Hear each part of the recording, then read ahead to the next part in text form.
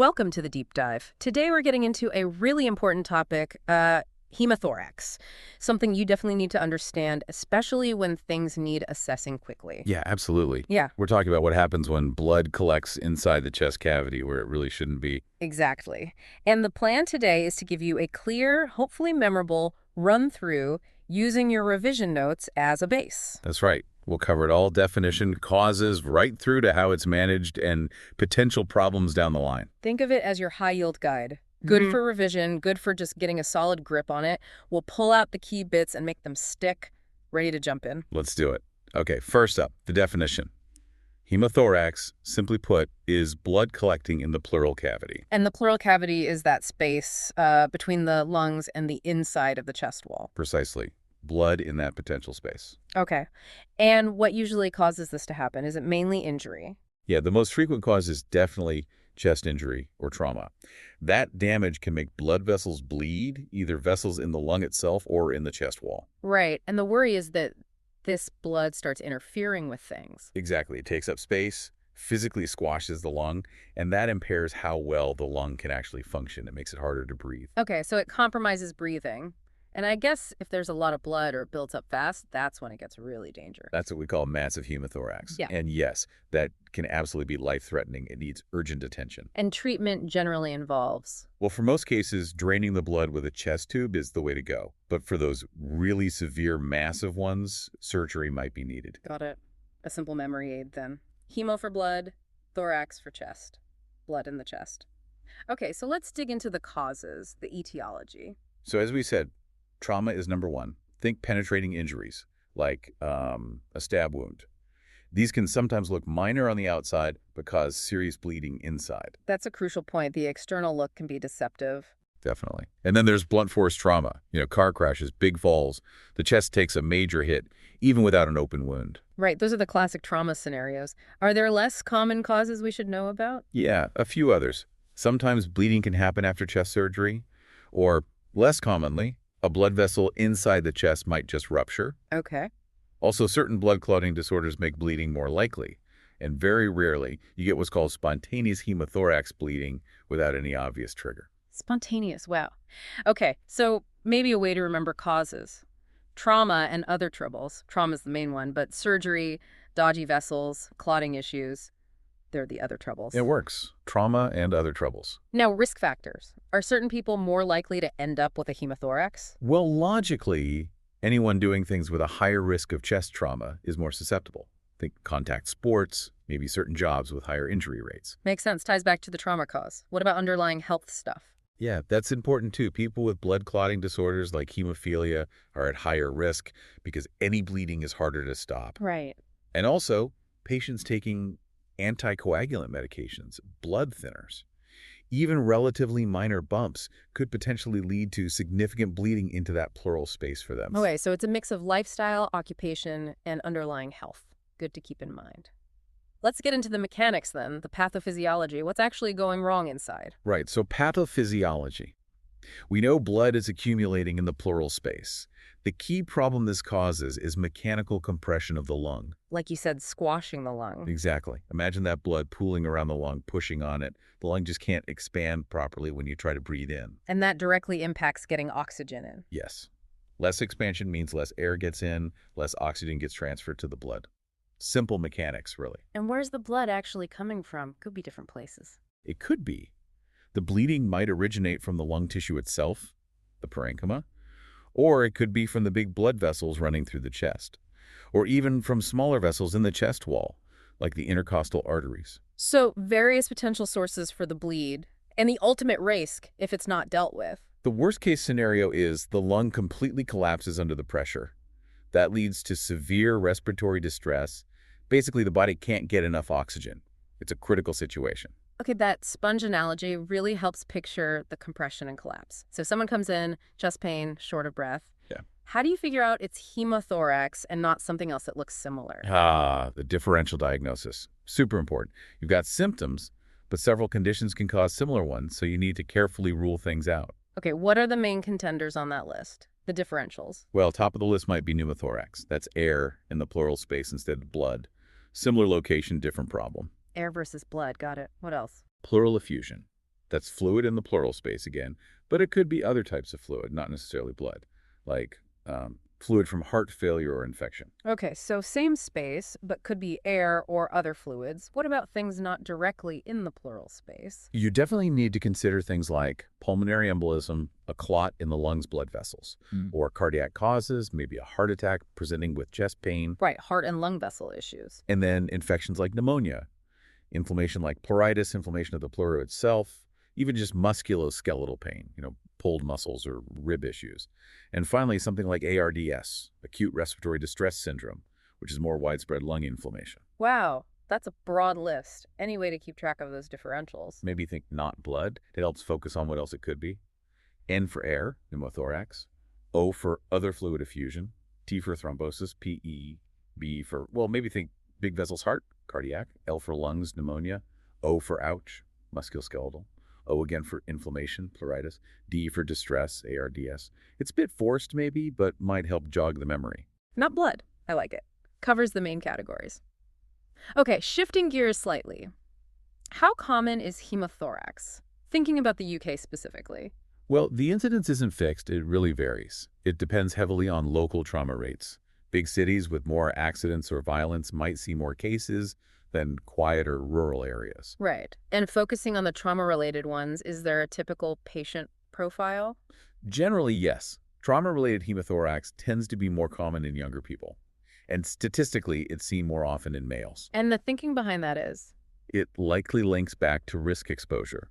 Younger males, statistically, might be involved in more activities associated with physical trauma, whether it's sports, certain jobs, or accidents. Makes sense. Okay, back to the patient. What specific signs and symptoms, the clinical features, would make you strongly suspect hemothorax? Okay, key things to look for. Chest pain is very common. Shortness of breath, what we call dyspnea, is another big one. You might also see them breathing very rapidly. That's tachypnea. And if you examine them, what might you find? Listening to the chest with a stethoscope, you'd likely hear decreased or even absent breath sounds over the affected side where the blood is. If you tap on the chest, percussion, it might sound dull instead of resonant over that area. Okay. What about vital signs? You'd definitely check oxygen saturation levels, which are likely to be low.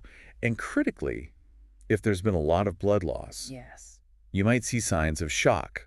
That means low blood pressure, hypotension, a fast heart rate, tachycardia, maybe confusion or altered mental state. Right, shock is a major red flag, so maybe a memory aid here. SOB and shock in a painful chest. Shortness of breath, signs of shock, plus the chest pain hits the main points. Yeah, that works well. SOB and shock in a painful chest covers the urgency. So you suspect it based on those features. What investigations confirm it? Imaging is key. Usually you'd start with a chest x-ray. That can show the blood in the pleural space, give an idea of the amount, and also spot other injuries like broken ribs. Okay, x-ray first. What else? A CT scan of the chest gives much more detail. It's really good for seeing the extent of the hemothorax and assessing any other internal injuries, especially in trauma. And blood tests. What are you looking for there? Essential. You need a full blood count to see how much blood has gone lost, check clotting function, and crucially, get a blood type and cross-match done in case they need a transfusion. So, imaging sees the fluid, blood tests tell you about the patient's state and transfusion needs. How do you get that definitive confirmation? Well, the clinical picture, reduced breath sounds, dull percussion, instability in a trauma patient is highly suggestive. And ultrasound is actually very useful in emergencies. It's sensitive for finding fluid quickly at the bedside. Right. But the gold standard, the definitive test, is sampling the pleural fluid. Right. That's called thoracentesis. You put a needle in and draw off some fluid. If you test that fluid's hematocrit, the percentage of red blood cells, and it's at least half the patient's blood hematocrit, so 0.5 times, that confirms it's blood. That confirms hemothorax. Got it. So imaging suggests it, fluid tap confirms it. Clear path. Okay, diagnosis confirmed. How do we manage it? Right. Management. Priority number one is always try to address the underlying cause of the bleeding, if possible. But immediately, you need to stabilize the patient, manage their airway, breathing, circulation, and deal with any other injuries they have. And getting the blood out. You mentioned chest drains. Exactly. The main way to remove the blood is inserting a chest tube, or tube thoracostomy. This tube goes into the pleural space and allows the blood to drain out, which helps the lung re-expand. Getting the tube in the right place is important for effective drainage. And blood transfusions. When do they come in? They're needed If the patient has lost a significant amount of blood and is showing signs of shock or instability, or if bleeding is clearly ongoing, surgery might be needed too, especially for that massive hemothorax we talked about. Let's clarify massive hemothorax again. What's the threshold? Generally is defined either by a large initial drainage when the chest tube goes in, usually over 1,500 milliliters straight away, or if the bleeding continues at a high rate through the drain, say more than 200 mils per hour for a few consecutive hours. Okay, that's a lot of blood loss. How do you handle that immediate emergency? It's an all-hands-on-deck situation. You need high-flow oxygen. Hmm. Be careful with IV fluids, as too much can actually worsen bleeding by diluting clotting factors. The focus is on blood products, red blood cells, plasma, often in a balanced 1.1 ratio, and giving tranexamic acid to help reduce further bleeding. And the definitive fix for massive hemothorax? Surgery. You need to find the source of the bleeding and stop it. Often, VATS, video-assisted thoracoscopic surgery, is preferred. It's minimally invasive, uses cameras, but sometimes a full open thoracotomy is necessary if the bleeding is too difficult to control otherwise. Okay. Beyond stopping the bleed and draining the blood, what else is important long-term? Preventing complications is key. You want to avoid infection developing in the pleural space that's called empyema. You need to ensure all the blood drains to prevent clots forming in there, or scarring called fibrothorax, which can restrict the lung long-term. Are there specific medications used? Antibiotics are often given either to prevent infection or treat it if it develops. Using clot-busting drugs, fibrinolytics, inside the chest is sometimes considered for stubborn clots, but it's done very cautiously because of the risk of repleting. Right, makes sense. And just to reiterate, massive hemothorax is a true emergency. It can cause respiratory and circulatory collapse very quickly, so it needs rapid assessment, following trauma protocols like the primary survey, and getting the cardiothoracic surgical team involved early is vital. VATS is generally the go-to surgical approach if needed. Really underscores the urgency there. Okay, looking ahead, what's the prognosis usually like after someone's had a hemothorax? It really depends on a few things: how bad the initial injury was, how much blood was lost, how quickly they got effective treatment, and whether any complications pop up. But overall, can people recover fully? Yes, thankfully, the outlook is generally good. With prompt, appropriate treatment, most people can make a full recovery without lasting problems. That's good to hear. What things might make the prognosis worse? Complications are the main issue. If they develop an infection like empyema, if the bleeding keeps going and needs more interventions, or if there's significant damage to the lung tissue itself, that can definitely worsen the outlook and make recovery longer. So follow-up is important. Absolutely. Regular follow-up is needed to monitor healing, make sure the lung is fully re-expanded, and catch any late complications that might develop. Right. And speaking of complications, let's just list the main ones clearly. Okay, key complications to watch out for: infection in the pleural space, empyema; persistent bleeding needing more treatment; damage to the lung tissue itself; ongoing breathing problems; respiratory distress; and potentially, if the blood loss was severe or trauma extensive, organ dysfunction elsewhere in the body. So definitely not just about the initial bleed itself, lots of potential follow-on issues.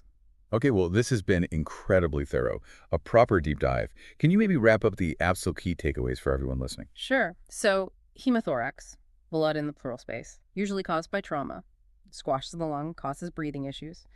Diagnosis relies on imaging, X-ray, CT, and is confirmed by checking the hematocrit of pleural fluid from a tap, thoracentesis. Management is about draining the blood, usually with a chest tube, supporting the patient, and sometimes surgery, especially for massive bleeds. Prognosis is mostly good with quick treatment, but watch out for complications like infection, empyema, or persistent bleeding. And those mnemonics again. Right. Hem-A blood, thorax, chest. Causes, trauma and other troubles. Features, SOB and shock in a painful chest. Diagnosis, imaging suggests it. Fluid tap confirms it. Fantastic. Those are really helpful hooks. It's so clear that spotting and managing hemothorax effectively, particularly in emergencies, is just vital. Couldn't agree more.